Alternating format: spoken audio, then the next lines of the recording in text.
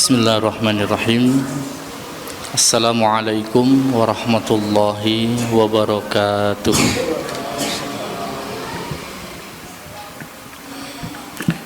Amsayna wa amsal mulku lillahi walhamdulillah. La ilaha illallah wahdahu la syarikalah, lahul mulku wa lahul hamdu wa huwa ala kulli syai'in qadir. Amsayna ala fitratil Islam wa ala kalimatil ikhlas wa ala dini nabiyyina Muhammad sallallahu alaihi wasallam wa ala millati abina Ibrahim hanifan muslima wa ma kana minal musyrikin. Allahumma salli wa sallim wa barik ala Muhammad wa ala ali Muhammad kama sallaita ala Ibrahim wa ala ali Ibrahim innaka Hamidum Majid. Allahumma barik ala Muhammad wa ala ali Muhammad kama barakta ala Ibrahim wa ala ali Ibrahim innaka Hamidum Majid. Yaqulullahu ta'ala fi kitabihil karim, a'udzu billahi minasy syaithanir rajim. Bismillahirrahmanirrahim. Ya ayyuhalladzina amanu ittaqullaha haqqa tuqatih wa la tamutunna illa wa antum muslimun. Wa qala ya ayyuhalladzina amanu ittaqullaha wa qulu qawlan sadida yuslih lakum a'malakum wa yaghfir lakum dhunubakum wa may yuti'illaha wa rasulahu faqad faza fawzan 'azima. Wa ba'd. Kepada Ketua Takmir Masjid Baitus Sakinah yang semoga selalu dalam limpahan rahmat Allah Subhanahu wa taala, beserta seluruh jajaran pengurus Takmir Masjid Baitus Sakinah, para sesepuh bini sepuh ingkang kawula hormati, Bapak Ibu jamaah kajian yang semoga senantiasa dirahmati Allah Subhanahu wa taala. Terlebih dahulu marilah senantiasa kita panjatkan puji dan syukur kita kehadirat Allah Subhanahu wa taala, karena atas limpahan nikmat yang Allah berikan kepada kita semuanya, kita bisa hadir di majelis ini tanpa halangan suatu apapun, dan tentu hadirnya kita di sini atas pilihan Allah Subhanahu wa taala. May yahdihillahu fala mudhillalah wa may yudlilhu fala hadiyalah. Yang Allah berikan kesempatan untuk mendapatkan petunjuk, maka tidak ada yang bisa menghalangi dari petunjuk itu. Dan barang siapa yang Allah jauhkan dari petunjuk, Allah sesatkan, maka tidak ada yang menghalangi bagi Allah Subhanahu wa ta'ala. Maka satu nikmat yang perlu kita syukuri adalah nikmat iman, nikmat Islam. Wa inna a'zama ni'matin indallah, dan sesungguhnya nikmat yang paling agung di sisi Allah ni'matut ta'ah, nikmat ketaatan. Nikmat taat ini nikmat yang paling agung, Bapak Ibu.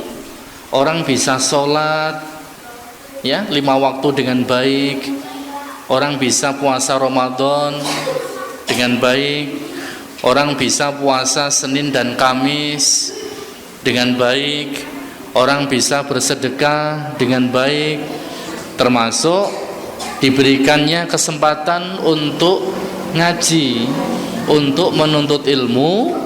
Ini bagian dari nikmat yang paling agung. Inna a'zama ni'matin indallahi at-ta'ah. Sesungguhnya seagung-agungnya nikmat di sisi Allah adalah nikmat taat. Bapak Ibu yang dirahmati Allah, ketika saya menghampiri salah satu pasien, karena saya di rumah sakit ya. Jadi pasien ini pasien stroke. Ya, baru saya menyebut doa hasbunallah saja itu sudah nangis. Baru ketika saya tanya, Bapak sholatnya bagaimana, itu sudah nangis.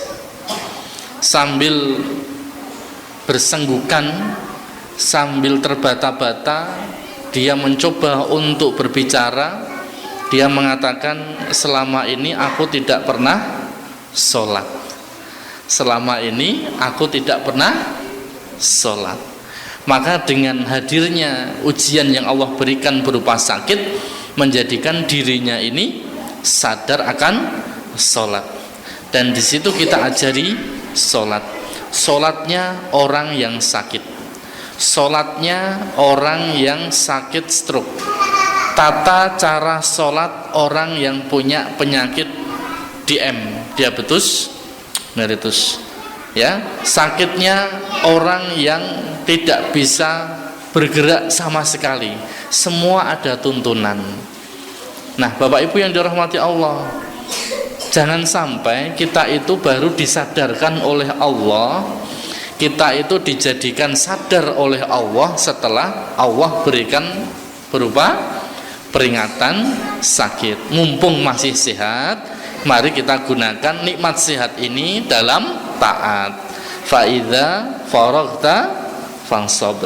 Maka di waktu luang Allah berikan kepada kita, isi dengan kebaikan-kebaikan, dengan ketaatan-ketaatan. Salawat dan salam Allah semoga senantiasa terlimpah kepada Nabiullah Muhammad sallallahu alaihi wasallam. Semoga sampai pula salawat salam ini kepada keluarga beliau, kepada para sahabat radhiyallahu anhum ajmain. Bapak Ibu yang dirahmati Allah, sebelumnya saya ucapkan jazakumullah khairan kepada Ustadz Hasan yang beberapa waktu lalu telah memberitahu kami untuk bisa bersama-sama kita di sini mengaji, ya, untuk bersama-sama kita membuka ilmu Allah Subhanahu wa taala, yang semoga apa yang nanti kita pelajari bersama ini membawa manfaat untuk kita semuanya, membawa manfaat untuk diri kita, keluarga kita, dan masyarakat kita. Nah, Bapak Ibu yang dirahmati Allah, materi yang diamanahkan kepada saya untuk sore hari ini, adalah materi tentang fikih safar. Ya, fikih safar. Tidak mungkin yang hadir di sini tidak pernah jalan-jalan. Pasti semuanya pernah jalan-jalan. Pertanyaannya, ketika jalan-jalan itu sholatnya di mobil atau sholatnya di pinggir jalan, di masjid pinggir jalan? Di masjid pinggir jalan. Kenapa tidak sholat di mobil?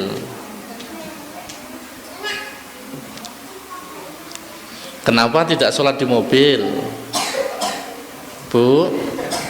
Kenapa? Dalam? Oh, arahnya bingung. Kalau di masjid jelas arahnya. Baik, jawaban benar juga. Tapi boleh ya sholat di mobil ya? Boleh. Baik.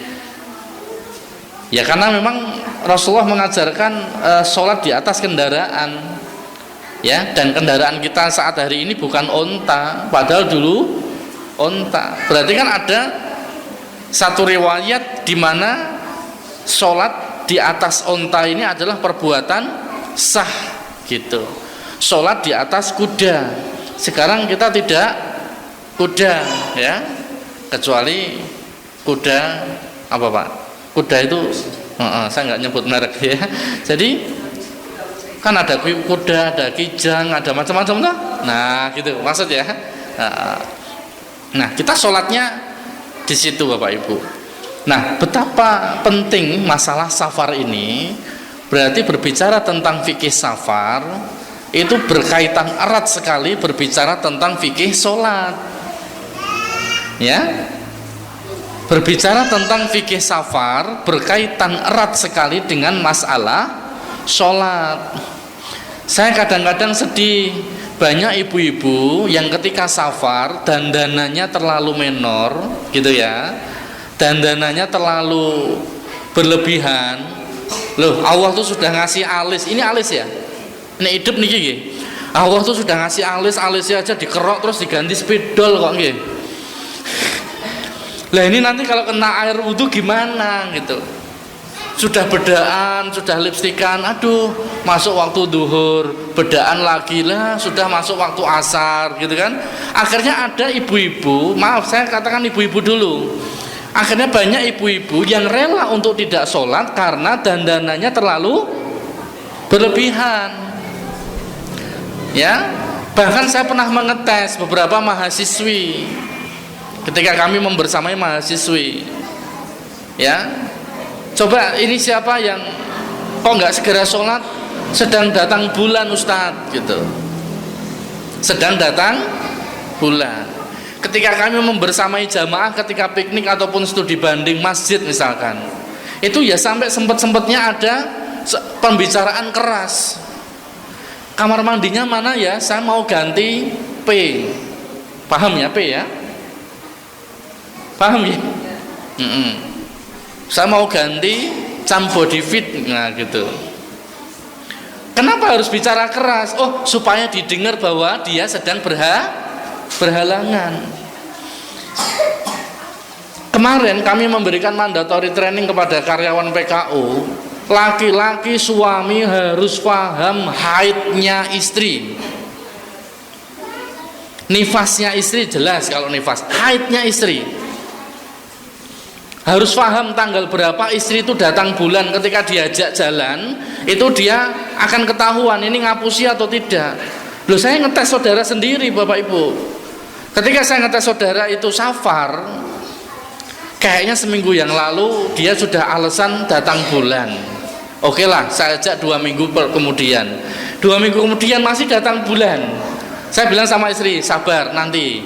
Yuk 2 minggu nanti kita jalan-jalan lagi. Masih saja datang bulan. Mungkin enggak itu? Kalaupun mungkin namanya sudah istihadhah. Ini. Jadi fikih safar itu berkaitan erat sekali dengan fikih sholat. Kenapa harus malas sholat gitu aja? Itu kalau ada apa-apa di jalan Bapak Ibu, breng, kira-kira saat breng itu sudah mengerjakan sholat atau belum? Ketika sudah masuk waktu sholat tidak segera sholat dan tidak ada niat untuk mentakhir jamak takhirnya, itu Masya Allah, naudzubillah, itu bisa su'ul khotimah, meninggal di tempat dalam keadaan belum sholat, kecuali sudah meniatkan.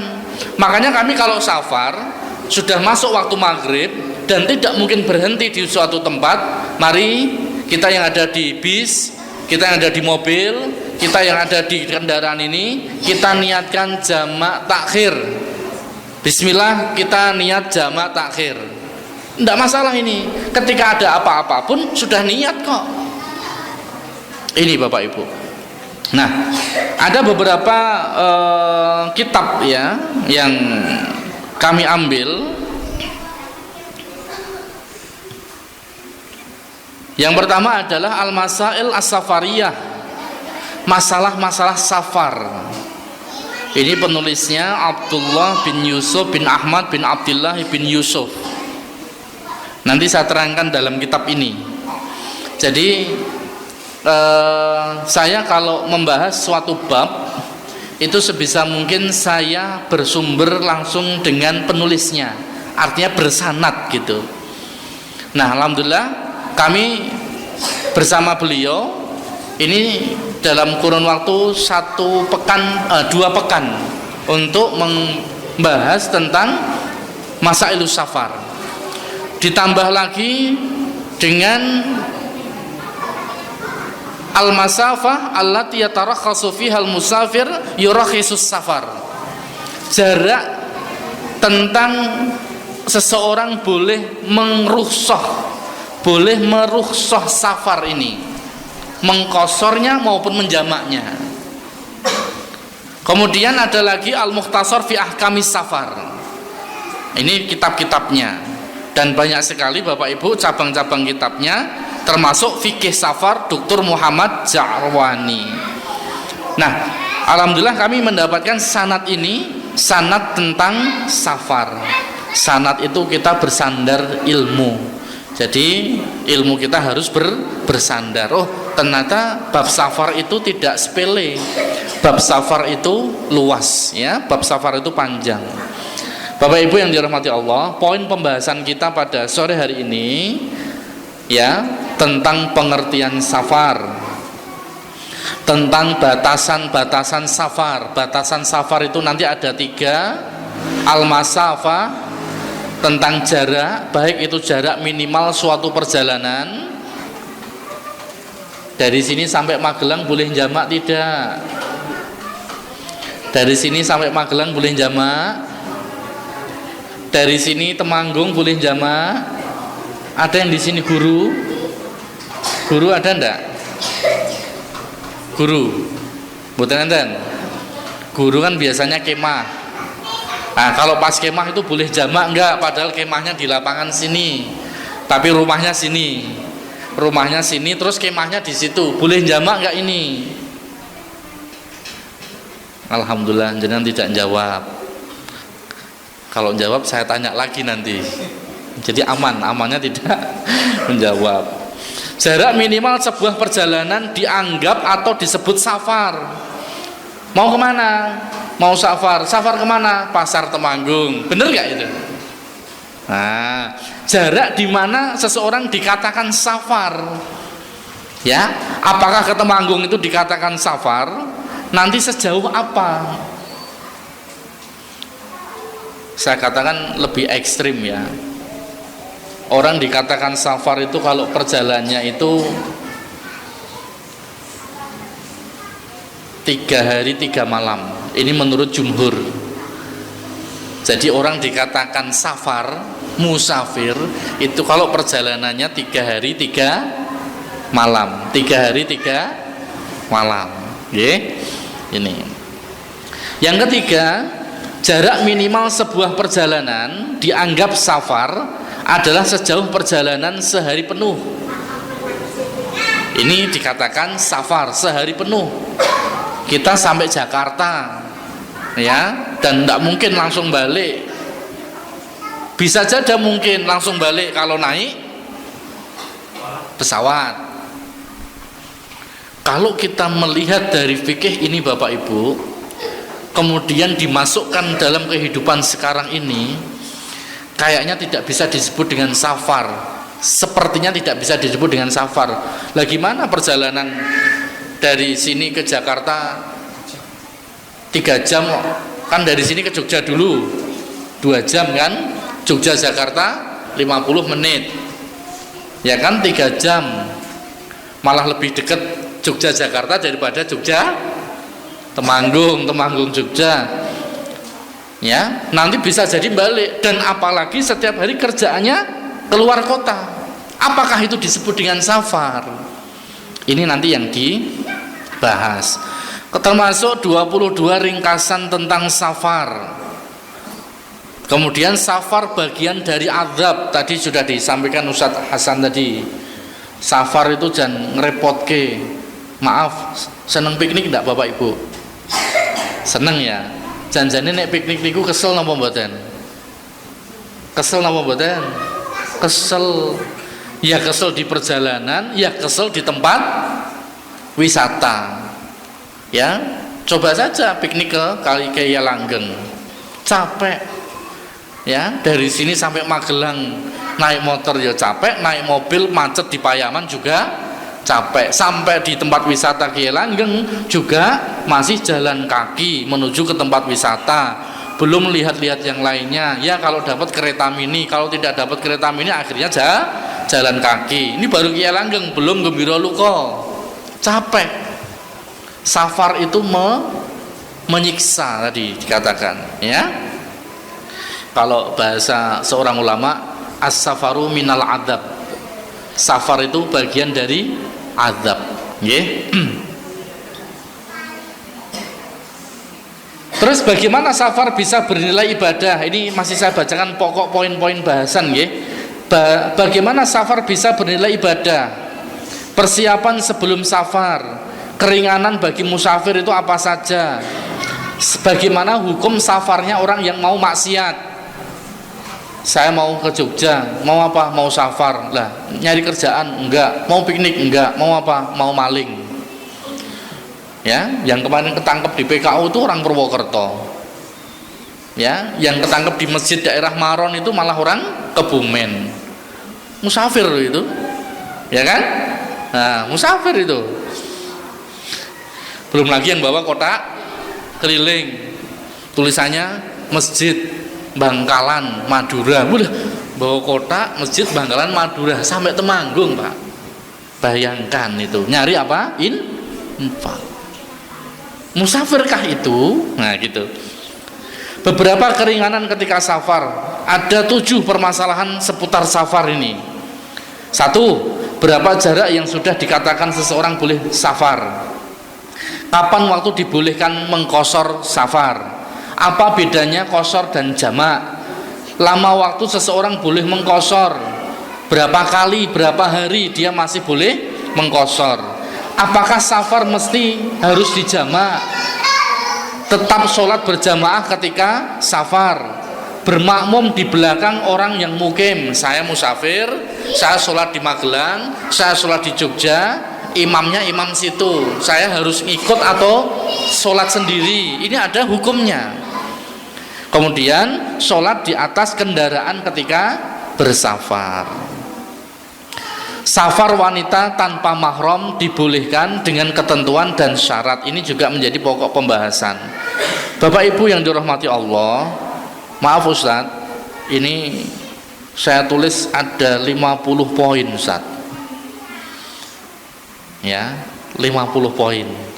Kalau dikejar sampai jam setengah 6 nggak nyandak Ustaz. Nggak? Dalam? Fokusnya iya Pak, gitu ya. Ini jadi karena memang dan belum tentu nyon sewu Mbah Kakung. Nah, tasih tindak-tindak napa mboten? Masih. Jalan ke Bumen Balirjo. Wah, Masya Allah. Keluar kota nggih? Keluar kota Bapak? Oh gitu ya.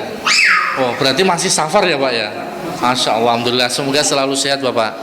Ya, maka aku semoga selalu sehat. Allah berikan usia yang berkah, panjang berkah. Amin. Karena seperti bis PO Haryanto itu harus berhenti di setiap waktu sholat.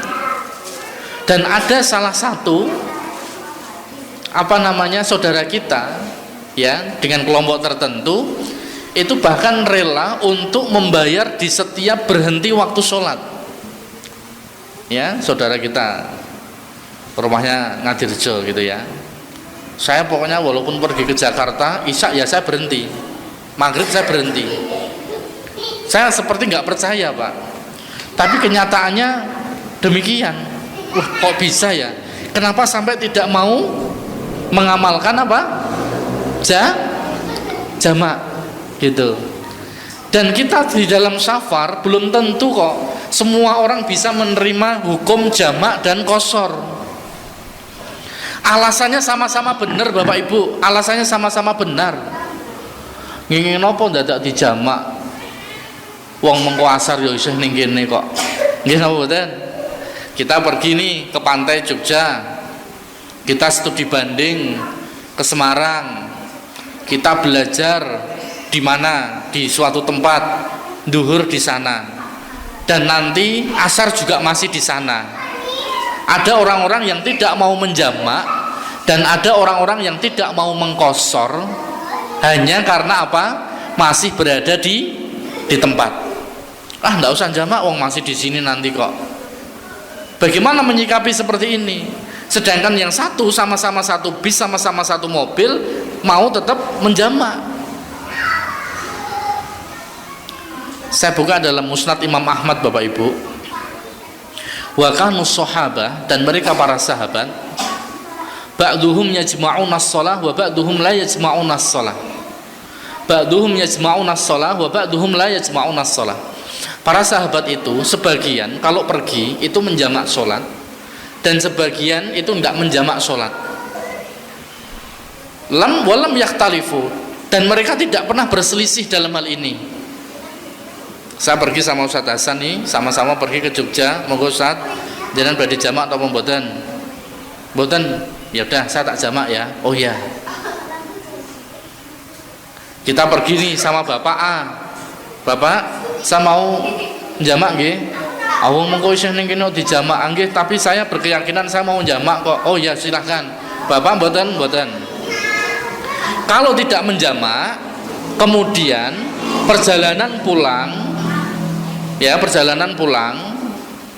di tengah perjalanan terjadi hujan deras, kemacetan, jangan ngerepoti yang ada di safar Bapak Ibu. Ini nanti masuknya dalam bab adabus safar, adab-adab di dalam safar, adab orang ketika safar. Salah satunya adalah jangan membuat susah orang lain ketika safar. Mau pas mandek pom bensin ora pipis, saiki banjur wis mlaku njaluk pipis, monggo pom bensin isih adoh, iki ning tengah jalan tol. Oh. Nyun sewu, ada nggak yang seperti itu? Kalau nasihat umroh Bapak Ibu, saya sering menasihati orang umroh maupun haji. Kalau menjenengan satu kloter dengan orang yang susah, ya, orang yang susah, satu syarat untuk umroh itu supaya mabrur, haji supaya mabrur. Apa itu? Sabar. Bukan sekedar lempar jumroh, bukan sekedar tawaf selesai atau wukuf di Arafah selesai. Ya, orang itu kalau sudah safar haji ataupun umroh, ini ujiannya berat. Rasulullah mengatakan bahkan, kalau mau tahu aslinya orang itu lihatlah ketika safar. Jenengan kalau mau tahu jeleknya saya, ayo jalan-jalan sama saya, jenengan akan tahu kejelekan. Allah menampakkan kejelekan seseorang itu di beberapa tempat. Satu, ketika safar. Dua, ketika tidur. Tiga, ketika berperang. Nek pengen ngerti elek sing asli elek itu dalam tiga ini: safar, tidur, berperang. Ketok malesane, ketok pelite, ketok cerewete, ketok nesunane, ketok ora ikhlase, ketok elek kabeh. Nah, tadi saya contohkan, orang ketika safar itu ada yang Allah tampakkan orang ini kemproh. Ya Allah, mutah kok yo ning sampingku. Nah, kenapa? Ya enggak, karena memang kita akan diuji ketika safar itu. Sabar enggak kita? Nah, kita akan menghadapi yang seperti itu. Maka kalau tidak mau menjamak, jangan nyusahkan orang lain. Ayo ya mau sing liyane do jamak, aku ora tak jamak dhewe nek ngono, aku tak sholat di bis. Maaf saya mau tanya, kalau di bis itu sholatnya nanti mau tayamum atau mau wudu? Bu, mau tayamum napa wudu? Tayamum. Di pesawat? Tayamum. Di pesawat niku tayamum. Padahal enten toya lho. Pak, Bapak ketika di kapal, di kapal ada air ya, jelas ada air, minimal air laut tuh Pak. Di pesawat Pak, tayamum nopo pakai air Pak? Tayamum, kenapa? Taunya tayamum. Wah, jawaban selamat Pak. Oh, jawaban aman itu ya. Orang bisa tayamum kalau tidak ada air. Satu. Yang kedua, sakit yang menyebabkan ketika kena air semakin sakit. Maka kalau ada air tidak boleh tayamum. Tidak boleh apa? Tayamum. Baik, Bapak Ibu yang dirahmati Allah. Ini masuk satu bab dari sekian 50 bab yang sudah saya rangkum. Bab ketika safar, baik kita di pesawat, di bis, ya, yang kita tidak mungkin berhenti di suatu tempat untuk berwudu, tapi di situ ada air, maka air ini cukup untuk berwudu. Caranya bagaimana? Caranya adalah, Mas Ikhwan, Mas Afan, minta tolong sebentar Mas. Saya sebenarnya bisa praktek sendiri, kalau saya sendiri. Ini biar jelas minta tolong, karena kalau di bisnya nggak mungkin minta tolong orang lain, ya, sendiri ini. Yang dibasuh, yang dibuat wudu adalah yang wajib-wajib saja. Ingat, jangan tayamum kalau ada air, dan boleh tayamum kalau tidak ada air atau ketika sakit. Selagi ada air, walaupun hanya 1 gelas, walaupun 1 botol, ini tetap harus berwudu. Caranya bagaimana? Sedikit aja. Bismillahirrahmanirrahim. Kita baca Bismillah. Ya. Cuci tangan dulu. Kumur wajib enggak? Tidak wajib, berarti cuci muka. Dikit aja. Nah, setelah kumur apa? Cuci muka, basuh wajah. Ya, basuh wajah. Kalau ada jenggotnya masukkan airnya. Ada 1 kali aja. 1 kali aja. Kemudian ya, tangan kanan.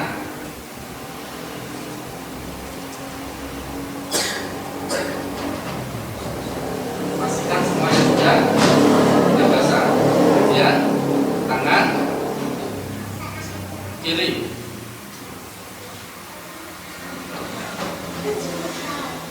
Ini kalau dipakai gelas pakai air gelas lebih enak karena ada sedotannya kecil, ya. Dan di pesawat kita bisa berwudu begini, mau dilihat pramugari tidak masalah, ya.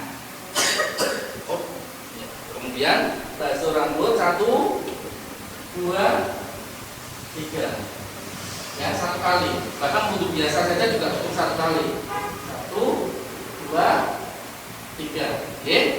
Nah, kalau tangan tadi, maaf saya tambahkan, tangan itu wa aydiyakum ilal marafiq.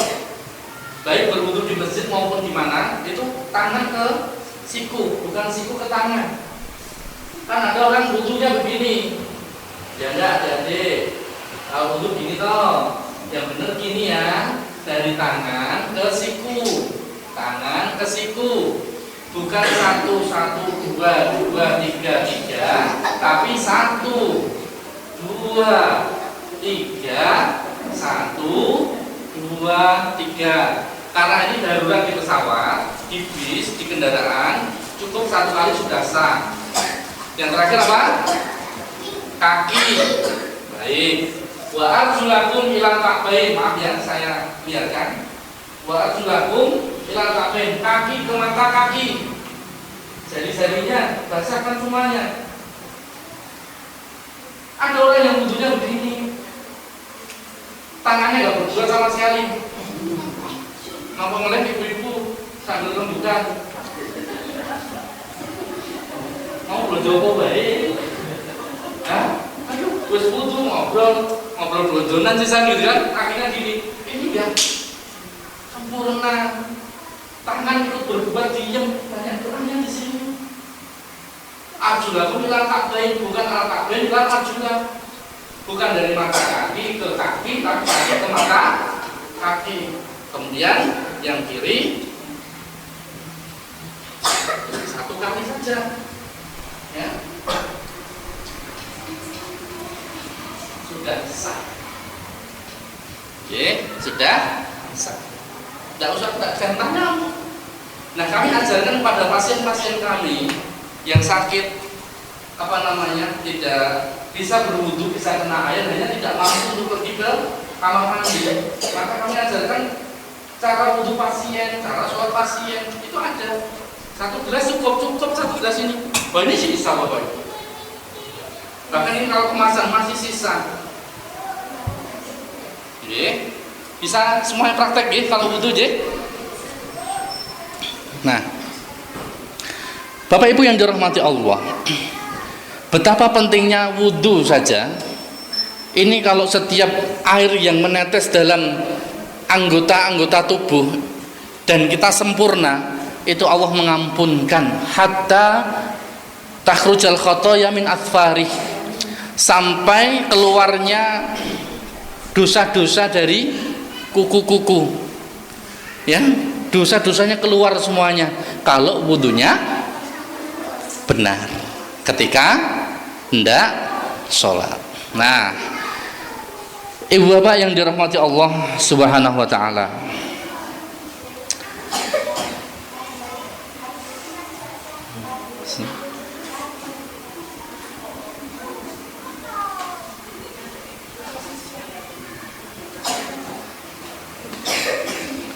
yang namanya safar, yang namanya safar adalah melakukan sebuah perjalanan. Safar itu melakukan sebuah perjalanan. Adapun syariatnya, menurut syariat Allah, yang namanya safar adalah meninggalkan tempat mukim dengan niat menempuh sebuah perjalanan di suatu tempat. Itu safar, ya. Dan ini menurut syariah. Batasan-batasan safar Bapak Ibu, ikhtalafa ba'dul ulama, para ulama ini, sebagian para ulama ini berbeda pendapat di dalam jarak perjalanan. Jarak perjalanan ini berbeda, dan yang telah dianggap sebagai safar itu jaraknya berapa, ya. Imam As-Sun'ani rahimahullah menyebutkan di dalam satu kitab beliau, ya, dan yang diriwayatkan oleh Ibnu Munzir dalam kitab Subulus Salam, ini disebutkan satu, jarak minimal suatu perjalanan dianggap safar adalah 4 barid atau 16 farsakh atau 48 mil atau 85 kilo. Maaf, 85 kilo itu sini mana? Pak, sini Jogja berapa Pak? Sini Magelang berapa? Mas, dibuka Google Mas. Mas Afwan, nanti bisa enak nanti. Ini baru dikatakan safar, ya. Kita belum bahas jamak loh ini. Nanti jamak dan qasar itu beda lagi definisinya, ya. Jamak dan qasar berbeda lagi definisinya.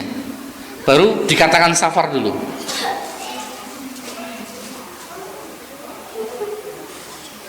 Sini Magelang berapa? Berapa? Sini Jogja 80-an. Oke. Ya. Berarti Magelang 40. Ya kan? Mundilan itu masih Magelang kok. Salam itu masih Magelang. Perbatasannya mana, Pak? Gapura, ya. Sleman. Jembatan Sleman. Ya, 50-60 ya. Nah, ini baru disebut musafir, Pak. Ya, ini pendapat pertama. Ya, pendapat pertama. Kana yusalliyani rak'ataini wa yuftirani fi arba'atin burud fama fawqa dzalik. Beliau Rasulullah sallallahu alaihi wasallam, ya.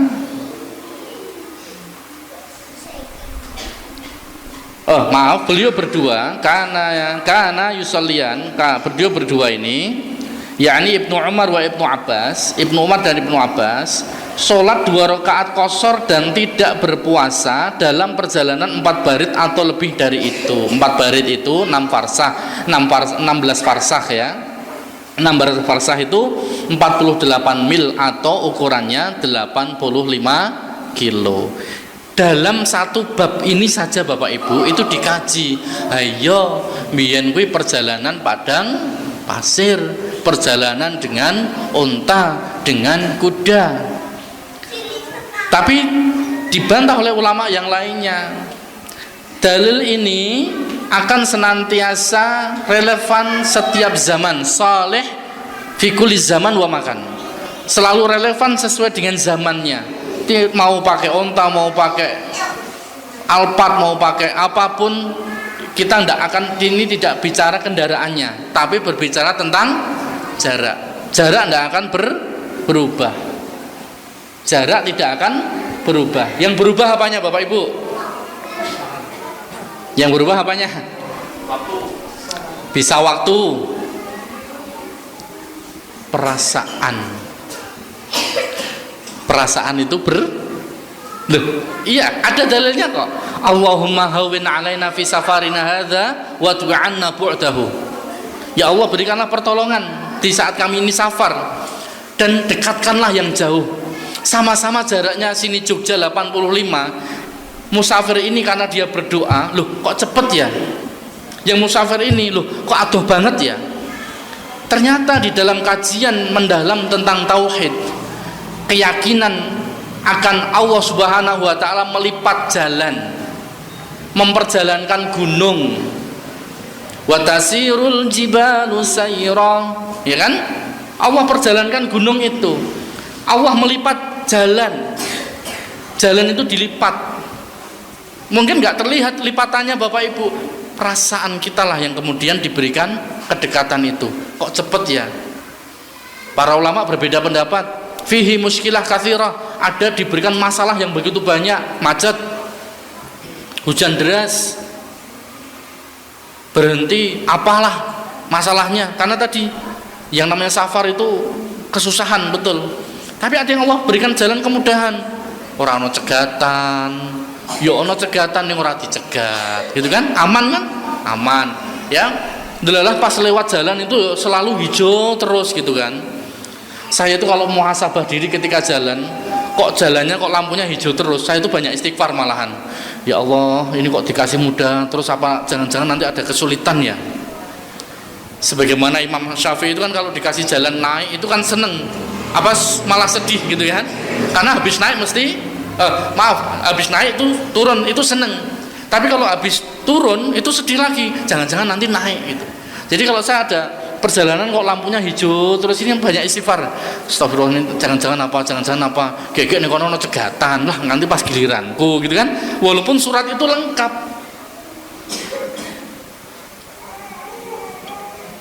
Kita tidak tahu Bapak Ibu di dalam safar itu ada apa yang Allah siapkan. Masih ingat ya cerita orang yang misuh-misuh di Secang, oh maaf bukan di Secang, di Salam. Di Salam tuh marah-marah karena macet itu, tuandin macet itu, marahnya luar biasa. Giliran sampai di jembatan Kembar Muntilan, jembatan 2 Muntilan itu, dia berhenti di samping Taman Bambu Runcing. Ya karena saya berada di sampingnya. Alhamdulillah mau nih Salam macet, jajali nih orang macet, mungkin kecebur. Itu kan jembatan kan ambrol kan waktu itu. Kita tuh kadang-kadang begitu Bapak Ibu, suka marah dulu sama Allah. Ada orang itu berdiri di pinggir rumah, ketika berdiri di pinggir pagar, ya, itu kakinya digigit semut itu. Ngomongannya luar biasa, ya, marah-marah dia. Kemudian semutnya diinjak-injak dengan keluar kalimat-kalimat kotor. Lalu dia minggir ini, dari digigit semut dia minggir. Tidak ada selang waktu 1 menit 2 menit ada mobil melaju kencang kemudian nabrak pagar itu, dier gitu. Baru dia mengatakan apa? Alhamdulillah, untung aku wis minggir. Tadinya kufur baru syukur. Allah itu selalu membuat kita lebih baik. Kalau apa-apa jangan nesu, ojo nesu dhisik. Wong kita tuh kadang-kadang sok yes ngertos, sok ngatur Allah. Ya Allah, ya ini kok wis udan, mbok udan ki mengko-mengko dhisik, lah kowe iki sapa? Ya enggak? Nah jam segini kok udah hujan toh. Udan kok rakyat mau-mau. Nah, kadang-kadang lisan kita kadang-kadang jatuh untuk mengatur Allah. Gini apa betul? Kadang-kadang tidak sadar toh. Ada macet, tandin nggak sabar, hujan deras nggak sabar, Ujian di safar itu banyak sekali Bapak Ibu. Kalau tidak bermain hati, yang ada adalah setan dan setan. Apalagi kalau sudah serempetan itu. Oh iki salahmu ora ndeloki, iki yo salahmu, ngalamun, iki salahmu. Yang namanya di jalan, kita nggak mungkin untuk mencari kecelakaan, nggak mungkin. Tapi memang Allah menulis garis di jalan itu seperti itu. Kalau di dalam kitab ada wadawa tulisan Ibnu Qayyim al-Jauziyah, doa itu nanti dibagi menjadi 3. Ya. Idza tafaqat doa, kalau doa itu cocok dan Allah mengabulkan doa itu, maka Allah memberikan kita keselamatan. Ini yang pertama. Ya. Au khuffifa, atau yang kedua, diringankan. Ya Allah, berikanlah saya keselamatan ketika safar ya Allah. Delalah ya tetap tabrakan. Delalah ya tetap jatuh tiba niku. Tapi masih dikasih ringan oleh Allah. Ya. Dikasih keringanan oleh Allah. Alhamdulillah. Tadi saya bilang sama Pak Wakil Bupati, Bapak Ibu. Tadi kan jenguk beliau sakit kan. Pak Wabub, alhamdulillah nggih jenengan namung nyenggol truk. Kemudian menghindari. Nyenggol wae kok ya koyo ngene gitu kan patah-patah itu. Saya mau bicara yang lebih enggak enak. Yang terjadi di perempatan Kedu 2 minggu yang lalu itu kan bapak-bapak itu kan ke Plindes Sugeng Rahayu itu.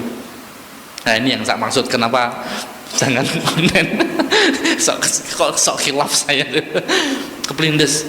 Kemudian masih ingat nenek-nenek yang mau jualan di pasar Kedu itu yang mandikan kebetulan saya. Tapi untuk yang aurat satu pemulasa perempuan. Nah ketika sudah selesai auratnya ditutup baru kepalanya, itu separuh Pak Ibu. Ya, jadi saya memandikan jenis kecelakaan apapun.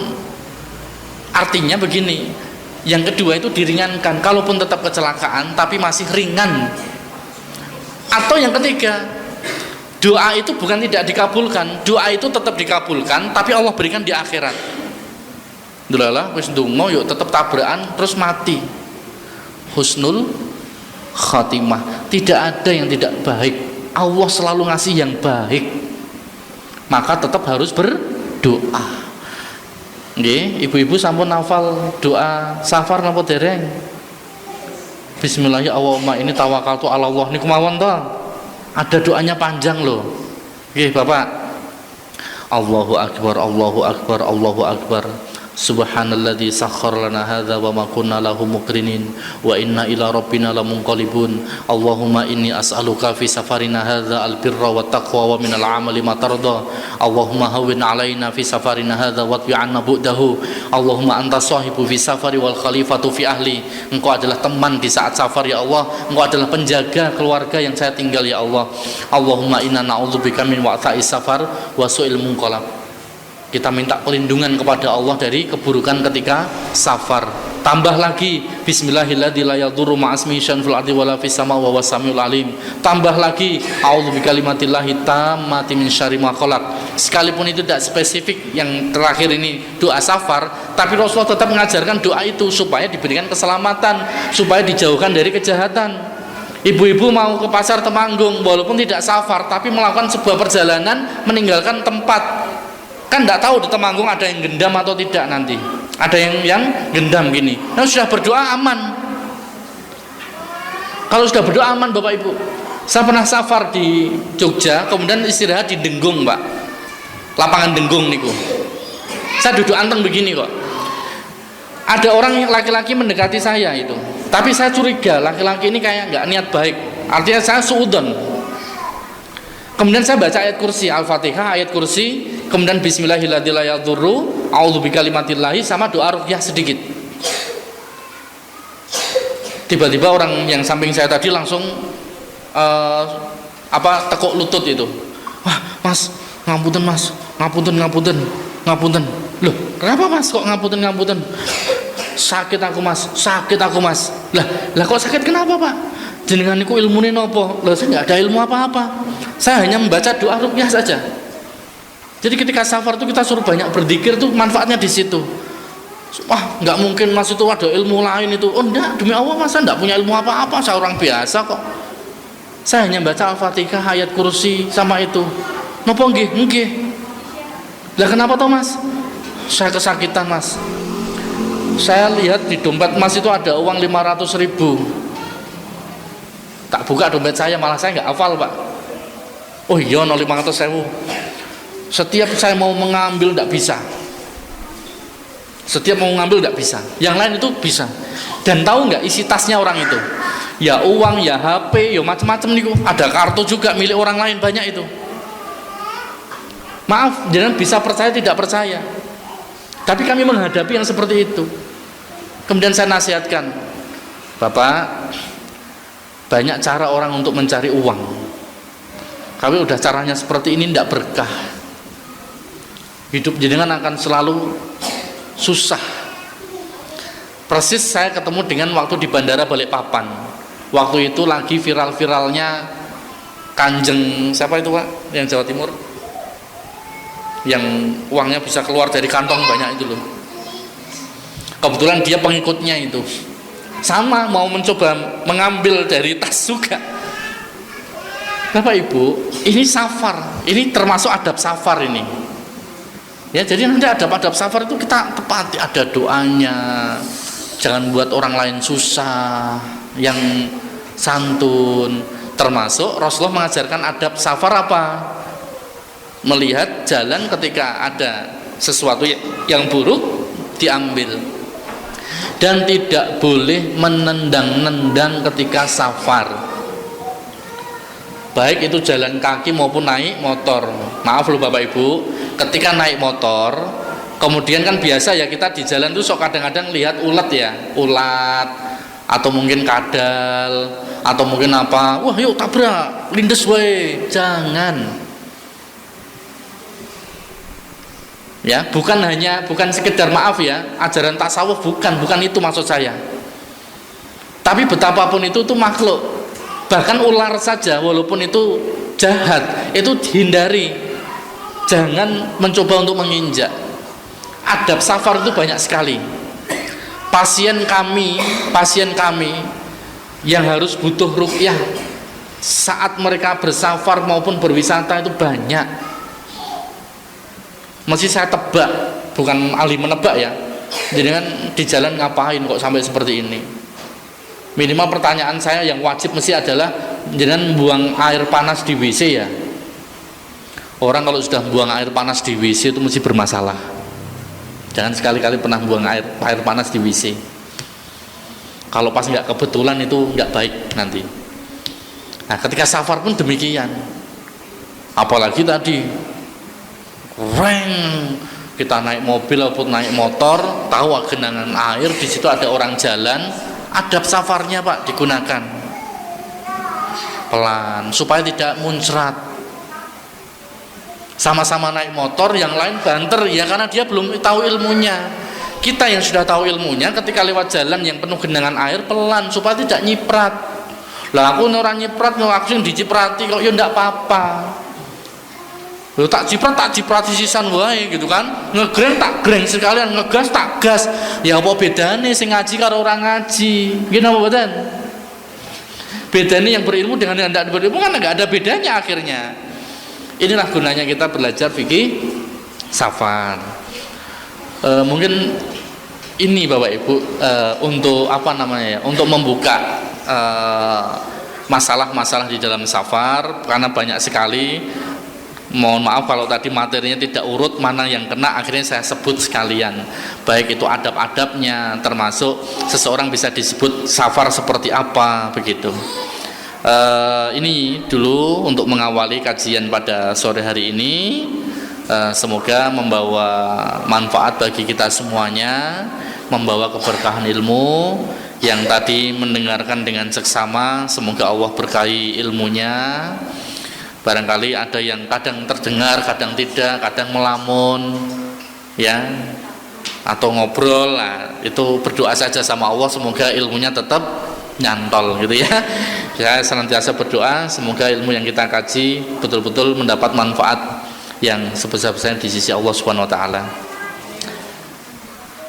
Saya tutup dulu. Wassalamualaikum warahmatullahi wabarakatuh.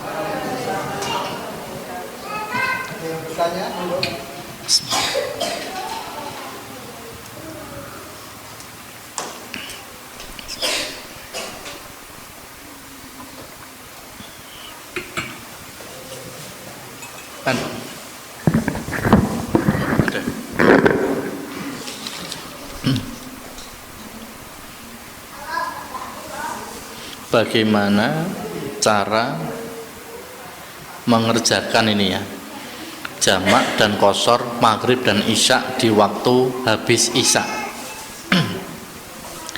Bagaimana cara mengerjakan jamak dan qashar maghrib isya tapi mengerjakannya di waktu isya?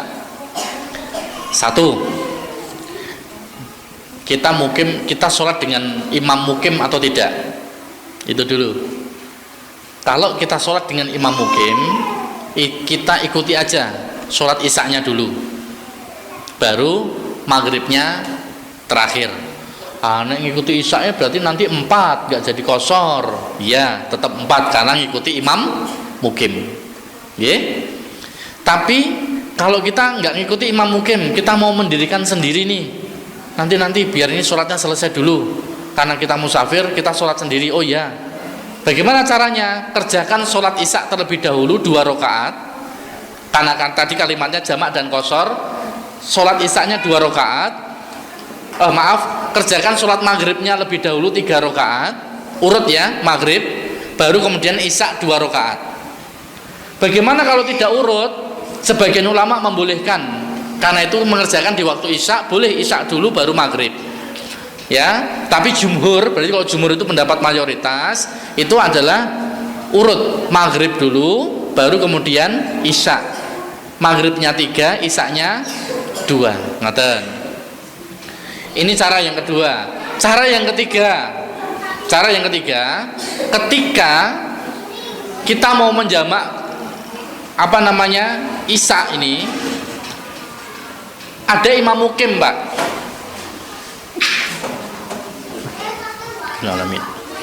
Imam mukimnya maaf, kita cancel, kita suruh mundur. Pak, nyun sewu nggih, jenengan mohon maaf tidak usah ngimami dulu, yang imam saya saja karena saya musafir. Jadi kalau musafir itu bisa menjadi imam dan dia bisa sholat 2 rakaat isya, baru nanti yang mukim yang tidak ada jamaknya, tidak ada qasharnya, dia menambah 2 lagi kalau sholat isya. Tapi kalau kita musafir, bermakmum sama imam mukim, kalau imamnya 4, kita ya 4. Nggak bisa imamnya 4 kemudian kita berhenti di tengah jalan, assalamualaikum dewe, nggak boleh. Justru yang boleh adalah musafir boleh jadi imam bagi yang mukim. Ngaten, paham je? Nah, kalau lebih pahamnya lagi, jamaah Masjid Baitus Sakinah safar. Nggih, safar. Kemana Ustaz? Ke pantai mana? Nah, nanti praktek. Syukur-syukur pikniknya 3 hari biar dicoba semuanya. Biar dicoba semuanya cara menjamak gitu. Nggih, ngoten insyaallah nggih, jelas nggih. Jadi sholat maghrib kerjakan terlebih dahulu, baru isya-nya 2. Ya. Itu jamak qashar. Sebagai satu pegangan Bapak Ibu, jamak dan qashar, jamak itu adalah lil masyaqqah dan qashar itu lil masafah. Yang namanya jamak itu untuk sesuatu yang darurat. Jenengan sakit di rumah sakit, semoga tidak jenengan. Ada orang yang sakit di rumah sakit gitu ya, nanti mau operasi, boleh nggak dijamak? Boleh. Ada angin ribut, lampu semuanya mati, gelap, mendung, peteng, walaupun belum hujan ini, mari jamaah, karena suasananya mencekam, kita jamak, boleh. Itu kalau jamak. Tadi saya katakan, jenengan mengadakan kemah di situ, Pak. Dan kemah itu betul-betul luar biasa perkemahannya itu. Sekalipun tidak dalam safar, maka ketika kemah, karena kegiatannya banyak sekali, boleh dijamak. Nanti tergantung kemahnya yang seperti apa dulu. Tidak ada unsur maksiat yang jelas. Kalau jamak itu tentang kedaruratan, tapi kalau qasar itu tentang jarak safar. Berarti apa? Kalau jamak boleh ketika jamak itu tidak harus safar, tapi kalau qasar mesti ada safarnya. Makanya kalau mau takhir, wis engko salat ning omah wae. Ya sudah, kalau disolat di rumah ya harus lengkap. Hanya boleh jamak tok. Maghrib, isya, duhur, asar, walaupun sholatnya di waktu asar, duhur, asar lengkap karena sudah sampai di rumah. Tapi kalau masih safar, boleh itu duhur, asar dua-dua, maghrib, isya dua. Ngoten. Jadi perlu dibedakan, kalau qasar itu berkaitan dengan jarak safar, tapi kalau jamak itu berkaitan dengan masyaqqah, dengan kedaruratan. Paham nggih insyaallah nggih. Nah, ini tentang jamak. Jamak qasar takdim berarti di depan. Jamak qasar takhir berarti di belakang. Ustadz, saya di Jogja safar, tapi saya nggak mau jamak, hanya qasar saja. Boleh? Boleh. Jadi kita ke Jogja, kita sholat duhur 2, dah selesai. Habis itu pergi, ya udah pergi. Loh, asarnya nanti berapa? 2. Tidak harus di jamak, tapi hanya di qasar, boleh. Ada yang masih mubeng? Saya kecepatan mboten nggih? Jelas ya? Ya, semoga Allah berikan pemahaman kepada kita semuanya. Oh, nggih. Oh, kirim ke saya? Oh, ngoten.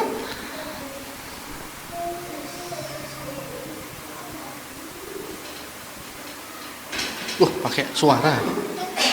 Ini dari mana? Misal ke Jakarta 3 hari, antar lomba, terus itu dianggap safar enggak, sholatnya boleh dijamak apa tidak? Ke Jakarta 3 hari mengantar lomba, sudah safar itu ibu, sudah safar 3 hari, ya, dan boleh dijamak, ya. Jamak qasar itu kan pasangannya duhur, asar, maghrib, isya. Walaupun ada salah satu jamaah kita itu, dan sampai beliau meninggal sudah kita terangkan, tapi masih tetap maaf ngeyel. Tapi saya kasihan karena beliau sudah sepuh, jadi saya menasihatinya pelan banget. Mbah, nyun sewu, kalau mau pulang kampung, ampun isya dijamak kali subuh nggih.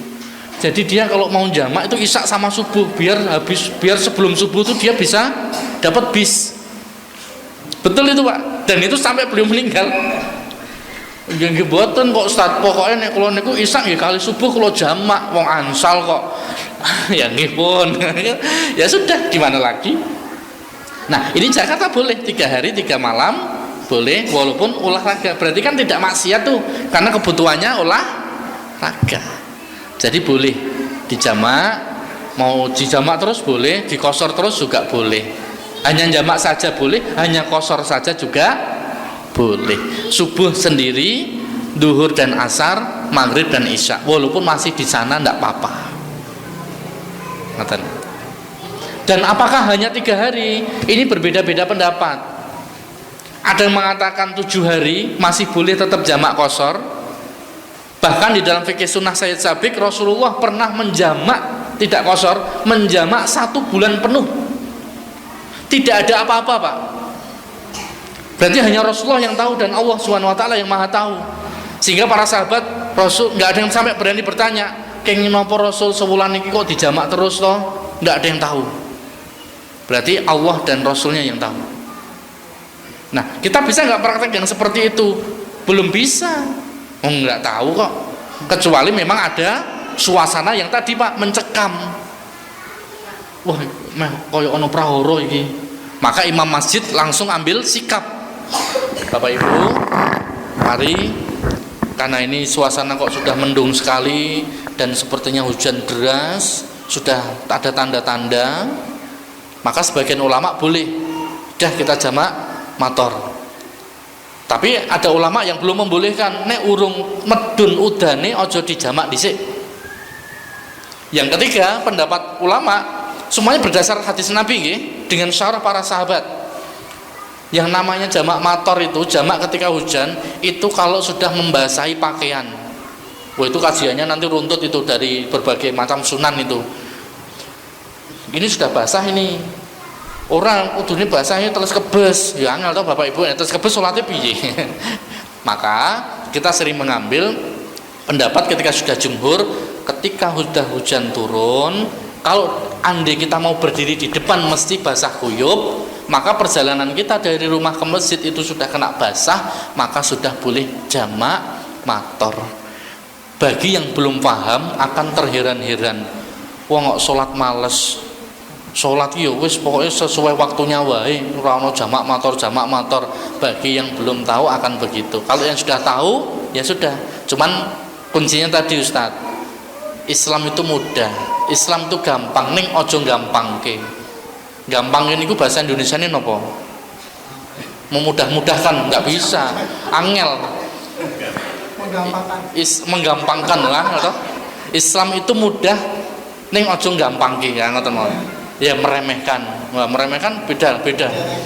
Keunduran truk nang to? Bahasa Inggris itu, bahasa Indonesia keunduran truk napa? Kebelakangan truk nggak bisa. Mesti ketabrak lewat belakang gitu. Itulah bahasa Jawa. Men gampang ki, ojo gampang Ibu. Enggak boleh. Ya, yassiru wala tu'assiru. Mudahkan, jangan persulit. Inna hadatin yusrun. Sesungguhnya agama ini dibangun atas dasar kemudahan. Maka mudahkan. Enggak bisa sholat sambil berdiri, sambil duduk, enggak bisa duduk sambil berbaring.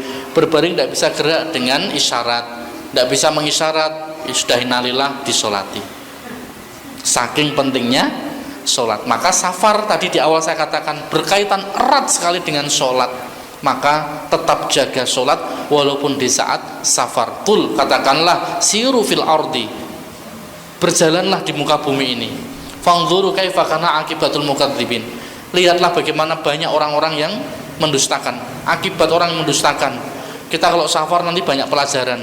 Wah, Masya Allah ada anak-anak pang. Alhamdulillah anakku nggak jadi anak-anak pang seperti itu. Ya secara dohir kan kita menilai begitu toh Pak. Astagfirullah, walaupun mereka juga harus kita dekati untuk mendapatkan siraman kebaikan. Ya Allah, kok ono sing kaya ngono ya ning dalan ya. Alhamdulillah ora. Banyak sekali pelajaran-pelajaran ketika kita bersafar. Demikian. Yeah. Pernah membaca anjuran untuk sholat safar sebelum maupun setelah pulang, ini sebenarnya di rumah atau di masjid? Kalau sebelum itu bisa di rumah, kalau sesudah itu di masjid, dan itu safar haji. Yang kedua, ulama berpendapat berlaku safar umroh. Adapun safar-safar biasa tidak dianjurkan. Andai tetap sholat bagaimana? Tidak apa-apa.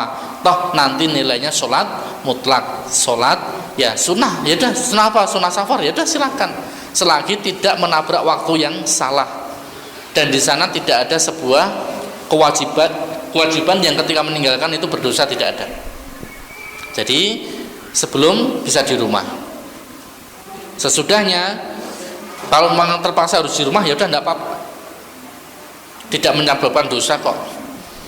Walaupun ketika kita tahu tetangga kita pergi haji dan tahu kepulangannya paling sampai rumah itu nanti jam 3, ya udah masjidnya buka dulu biar nanti sholatnya bisa di masjid.